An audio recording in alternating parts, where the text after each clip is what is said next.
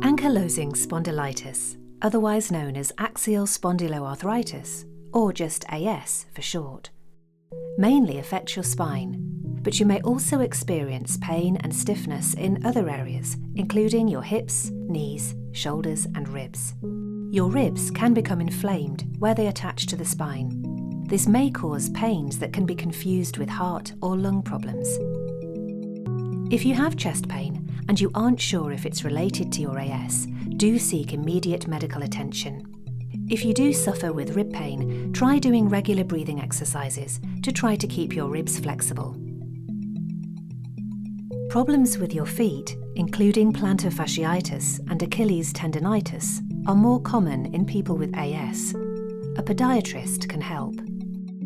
Around a quarter of people with AS develop uveitis at some point in their life.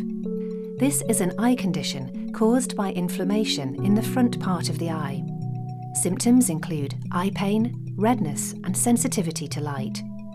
If you develop symptoms of uveitis, you should see an eye doctor, an ophthalmologist, as soon as possible to confirm it and start you on treatment.